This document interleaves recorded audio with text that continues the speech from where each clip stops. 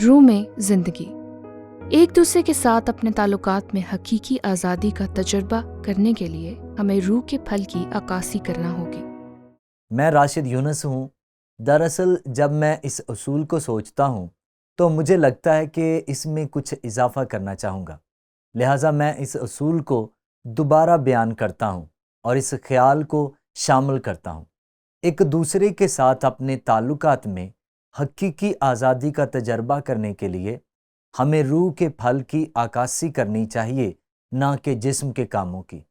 یہ حقیقت میں اس بات کی عکاسی کرتا ہے جو ہم پولوس کے خط کے اگلے حصے میں دیکھنے جا رہے ہیں۔ اب اس اصول کا اطلاق کرنے کے لیے ہمیں واقعی یہ سمجھنے کی ضرورت ہے کہ ہم تعلقاتی انسان ہیں۔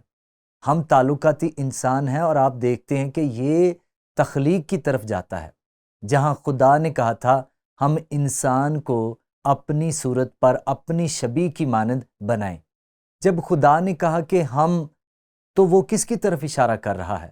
وہ اپنے آپ یعنی خدا باپ، بلکہ خدا بیٹے اور خدا روح القدس کی طرف بھی اشارہ کر رہا ہے۔ اور میں چند دن پہلے ایک یہودی ایماندار سے بات کر رہا تھا تو اس نے کہا کہ راشد، پیدائش کی کتاب میں یہ دیکھنا بہت دلچسپ ہے۔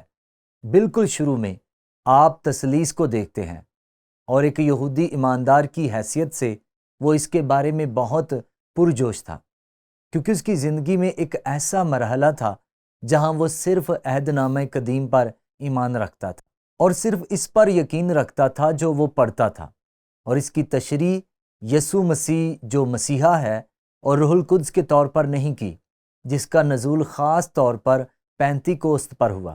لہٰذا میں یہاں صرف یہ کہہ رہا ہوں کہ خدا باپ اور خدا بیٹا اور خدا روح القدس نے ہمیں اپنی شبیہ پر پیدا کیا ہے، اور اس کی شبیہ پر ہوتے ہوئے ہم تعلق رکھتے ہیں، کیونکہ تثلیث ناقابل یقین اتحاد کی ایک خوبصورت مثال ہے۔ کامل اتحاد، باپ، بیٹا اور روح القدس۔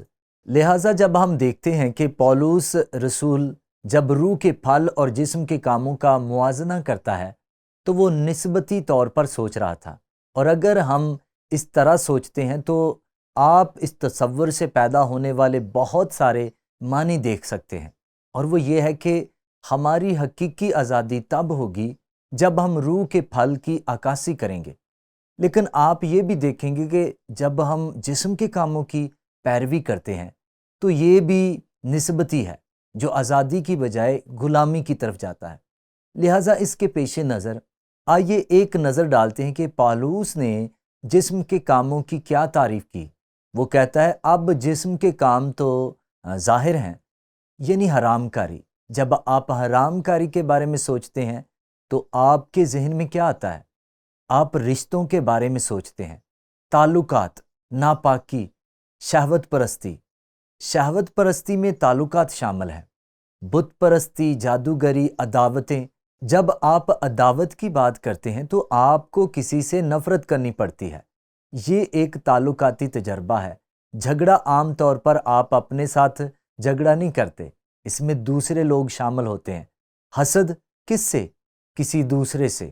اور غصہ، آپ کو غصہ کس پر آتا ہے؟ عام طور پر دوسرے لوگوں پر ہی ہوتا ہے، اور ہمیں ان رشتوں کی وجہ سے غصہ آتا ہے جو اس طرح سے نہیں چل رہے ہوتے جس طرح سے ہم چاہتے ہیں کہ ہوں۔ تفرقے، کیا یہ یعقوب اور یوحنا کی وضاحت نہیں کرتا؟ اس سے پہلے کہ وہ واقعی مسیح کے لیے اپنی زندگیوں کو وقف کرتے اور پورے منصوبے کو سمجھتے، جدائیاں، بدعتیں، بغض، نشہ بازی۔ مجھے لگتا ہے کہ کچھ لوگ اکیلے ہی نشہ کرتے ہیں، لیکن یہ بھی عام طور پر نسبتی صورتحال ہے۔ ناچ، رنگ اور ان کی مانند۔ ان کی بابت تمہیں پہلے سے کہہ دیتا ہوں، جیسا کہ پیشتر جتا چکا ہوں، کہ ایسے کام کرنے والے خدا کی بادشاہی کے وارث نہ ہوں گے۔ اب ہمیں یہ سمجھنے کی ضرورت ہے کہ وہ یہاں ایماندار کو غیر ایماندار سے الگ کر رہا ہے، لیکن آپ یہ بھی دیکھیں گے کہ ایمان والے بھی ان تجربات میں پھنس سکتے ہیں جن میں جسم اور جسم کی ہوس شامل ہے۔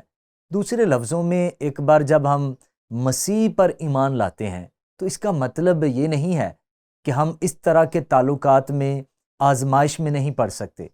اور آپ اسے دیکھیں گے کیونکہ پولس واقعی غیر ایمانداروں اور ایمانداروں دونوں کو مخاطب کر رہا ہے، لہٰذا وہ اس کے برعکس روح کے پھل کی طرف بڑھتا ہے۔ اور یہاں وہ کیا کہتا ہے؟ مگر روح کا پھل محبت۔ اب جب آپ محبت کی تعریف کرتے ہیں تو آپ کیا سوچ رہے ہیں؟ تعلقات۔ اگر آپس میں محبت رکھو گے تو اس سے سب جانیں گے کہ تم میرے شاگرد ہو۔ محبت میں تعلقات شامل ہیں، اور ویسے سب سے بڑے محبت کے رشتوں میں سے ایک جو ہمارا ہو سکتا ہے وہ یہ ہے کہ ہم ایک ہونا سیکھیں، جیسے یسوع اور باپ ایک ہیں۔ وہ ایک نمونہ ہے، خدا باپ، خدا بیٹا، خدا روح القدس، محبت کا نمونہ اور اتحاد کا نمونہ، کیونکہ محبت اتحاد پیدا کرتی ہے۔ مگر روح کا پھل محبت، خوشی۔ آپ کو سب سے زیادہ خوشی کس چیز سے ملتی ہے؟ ایک مسیحی کی حیثیت سے اکیلے بیٹھنا یا ایک دوسرے کے ساتھ روحانی رفاقت میں؟ سب سے بڑی خوشی مسیح میں ایک ہونے سے آتی ہے۔ سب سے بڑی خوشی ہماری شادیوں میں، ہمارے خاندانوں میں، ہماری کلیسیاؤں میں ایک ہو جانے سے ملتی ہے، اور یہ روح کا پھل ہے، خوشی، اطمینان۔ اب اس سے مراد امن یا اتحاد ہو سکتا ہے، کیونکہ اطمینان کو منعکس کرتا ہے۔ حقیقی اطمینان امن اور اتحاد میں ظاہر ہوتا ہے۔ یہ اطمینان ایک دوسرے کے ساتھ امن کے ساتھ رہنا، اور ویسے یہ ہمارے دلوں میں سب سے بڑا سکون بھی لاتا ہے۔ تحمل، مہربانی، یہ بھی نسبتی ہے۔ روح کا پھل مہربانی، نیکی، ایمانداری۔ کس چیز کے ساتھ تعلق میں ایمانداری؟ خدا کے ساتھ تعلق میں۔ یہ سب خدا کے ساتھ ہمارے تعلق سے متعلق ہے، لیکن اس کا تعلق دوسرے لوگوں کے ساتھ ہمارے تعلق سے بھی ہے۔ ایمانداری، حلم، پرہیزگاری ہے۔ ایسے کاموں کی کوئی شریعت مخالف نہیں، اور جو مسیح یسوع کے ہیں انہوں نے جسم کو اس کی رغبتوں اور خواہشوں سمیت صلیب پر کھینچ دیا۔ اور اگر ہم روح کے سبب سے زندہ ہیں تو روح کے موافق چلنا بھی چاہیے۔ ہم بیجا فخر کر کے نہ ایک دوسرے کو چڑھائیں، نہ ایک دوسرے سے جلیں۔ اور اس سے آپ کو یہ بھی پتہ چلتا ہے کہ ان کلیسیاؤں میں کیا ہو رہا تھا جب وہ شریعت کے ذریعے راست باز بننے اور شریعت کی پاسداری کرنے کی کوشش کر رہے تھے۔ اس سے تعلقات میں صرف جسمانی اظہار ہو رہا تھا، اور یقیناً جو لوگ انہیں گمراہ کر رہے تھے وہ خود غرضی اور تنازعات اور ہر طرح کے جھوٹے محرکات کا نمونہ تھے جس سے وہ حاصل کرنے کی کوشش کر رہے تھے۔ لہٰذا ہمارے جسم اور تعلق کے مظاہر کے لحاظ سے ایک بہت ہی دلچسپ موازنہ ہے جو جسمانیت اور گناہ سے بھرا ہے۔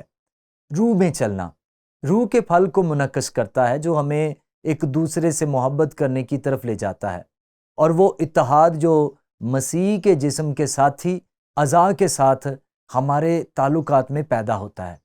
اب عملی اطلاق کے تعلق سے اس سوال پر نظر ڈالیں، کچھ خطرات کیا ہیں جب مسیحی روح کے پھل کو مسیح جیسے رویوں اور اعمال کی بجائے ذاتی جذبات اور احساسات کے طور پر بیان کرتے ہیں جو ہم اپنے تعلقات میں ظاہر کرتے ہیں۔ ایک لمحے کے لیے سوچیں ہم یہاں کیا کرتے ہیں اور بہت سے لوگوں نے کیا کیا، جسے میں کہتا ہوں ان آیات کو نفسیاتی شکل دینا۔ اور نفسیاتی تجزیے سے میرا مطلب صرف یہ ہے کہ وہ ان تمام پھلوں کو احساسات کے طور پر بیان کرتے ہیں، جبکہ خلاصے میں وہ اعمال ہیں۔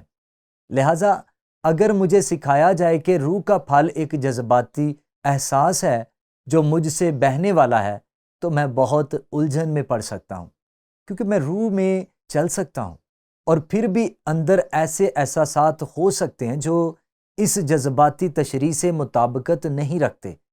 تو میں یہاں جو کہہ رہا ہوں وہ یہ کہ ہاں، محبت امید ہے کہ یہ احساس پر مبنی ہے، لیکن جو کچھ بھی ہم محسوس کرتے ہیں مثبت یا منفی یا ایک عمل ہے، صبر ایک عمل ہے جو روح کا پھل ہے، طویل عرصے تک تکلیف برداشت کرنا ایک عمل ہے، ہو سکتا ہے کہ میں واقعی طویل تکلیف محسوس نہ کروں، لیکن اگر میں روح میں چلنے جا رہا ہوں تو میں دوسروں کے ساتھ اور ہمارے تمام رشتوں میں طویل عرصے تک تکلیف برداشت کروں گا، جو روح کے پھل کا اظہار ہے۔